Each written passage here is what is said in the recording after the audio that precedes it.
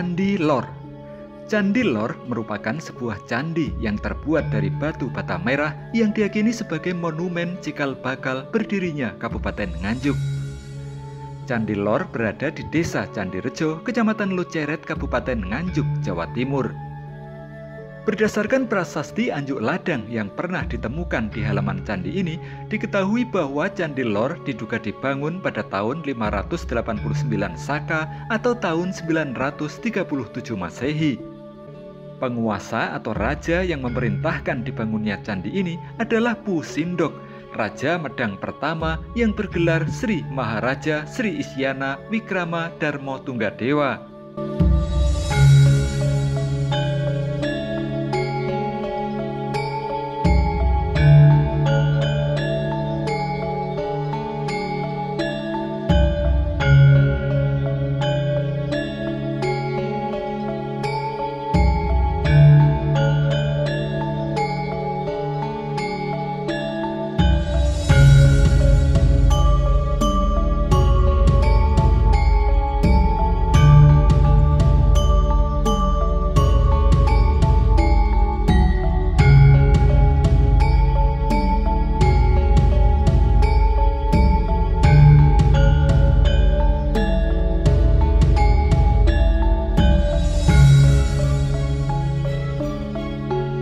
Dalam prasasti Anjuk Ladang tertulis bahwa pada tahun 589 Saka atau tahun 937 Masehi, Raja Pu Sindok memerintahkan Rakai Hinusahasra, Rakai Baliswara, serta Rakai Kanuruhan untuk membangun sebuah bangunan suci yang bernama Sri Jaya Merta sebagai pertanda penetapan kawasan Anjuk Ladang sebagai kawasan swatantra atau daerah bebas pajak atas jasa warga Anjuk Ladang dalam peperangan.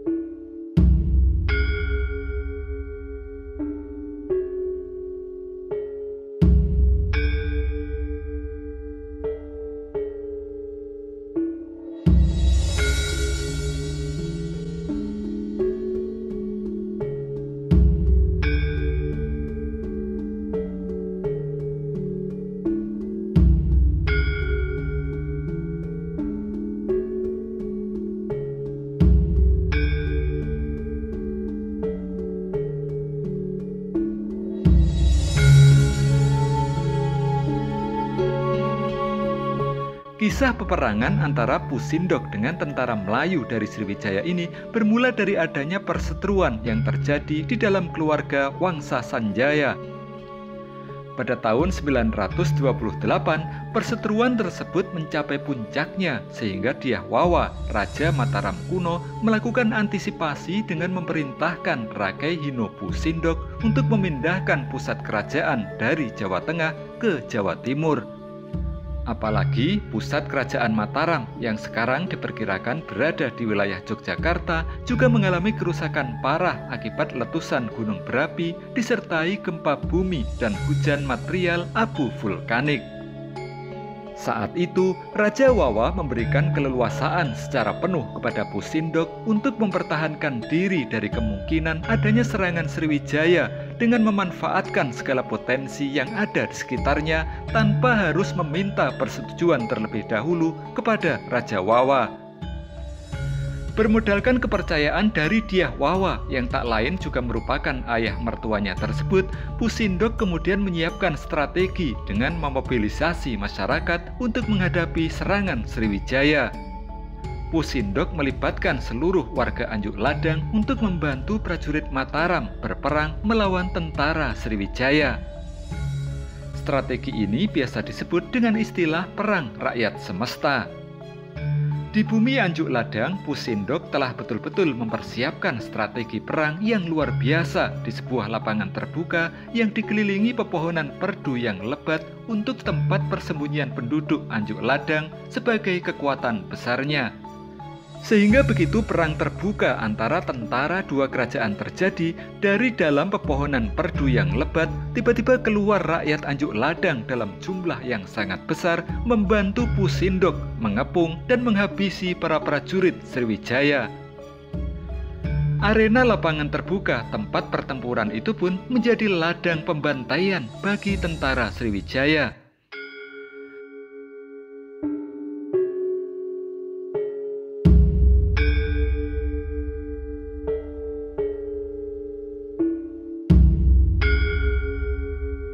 Puas atas keberhasilan Pusindok mengalahkan prajurit Sriwijaya tersebut, Raja Wawah kemudian menyerahkan kekuasaan Kerajaan Mataram kepada Pusindok.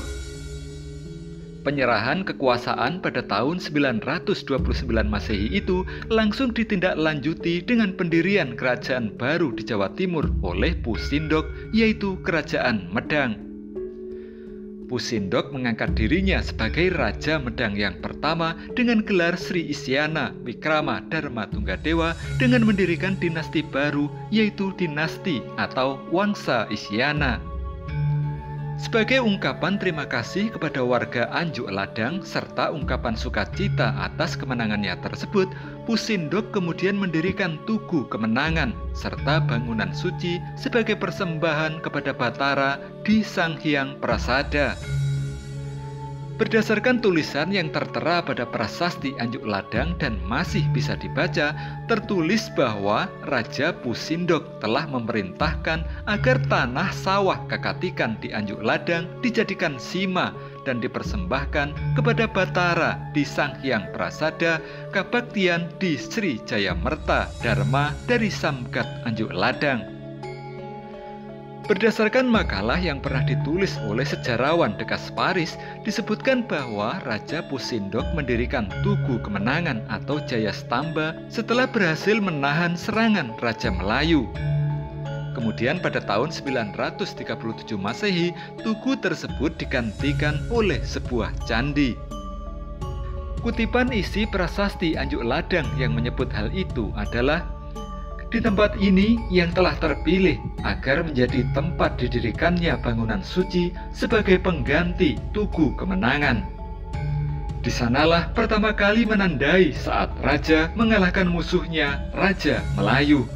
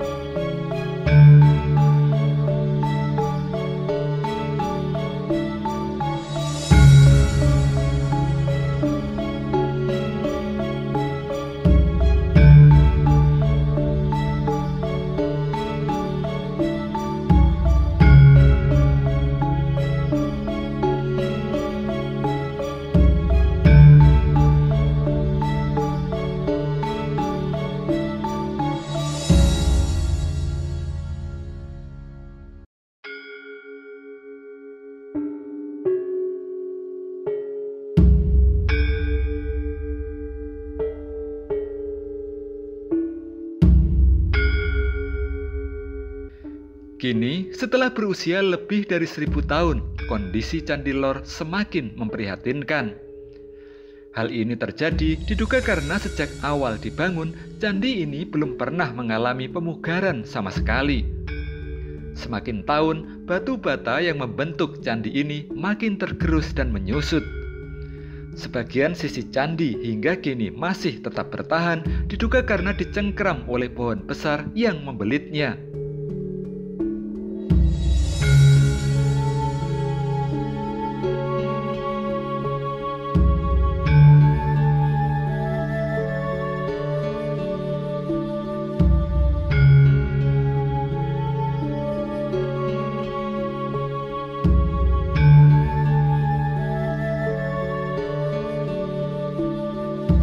Candinya adalah Candi Lor, orangnya menyebutnya Candi Lor atau Candi Boto karena memang tersusunnya dari batu bata merah itu ya.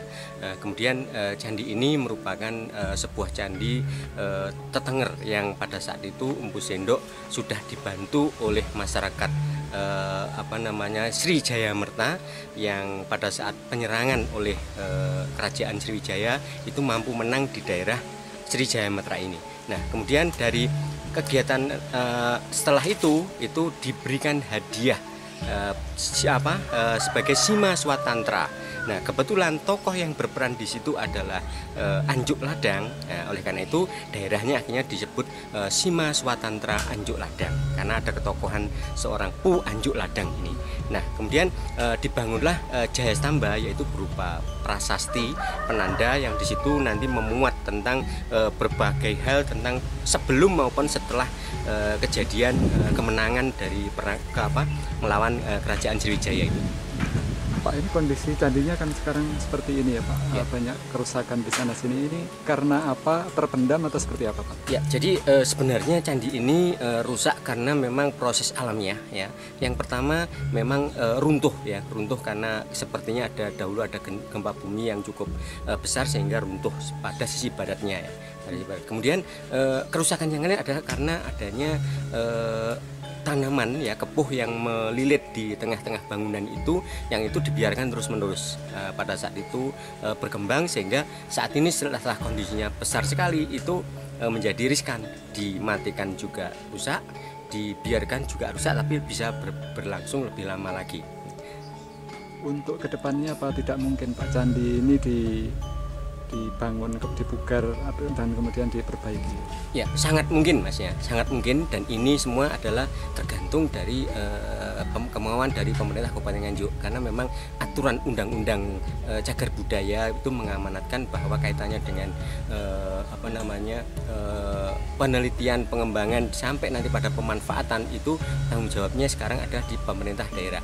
Nah, dulu pemerintah daerah sempat pada kepemimpinan Bupati Sutrisno itu menginginkan adanya sebuah restorasi, sebutannya untuk dibangun kembali, disempurnakan restorasi, dan itu sangat mungkin. Nah, tetapi karena pada saat itu ada kendala apa yang saya kurang tahu, akhirnya batal sehingga tidak bisa dilanjutkan.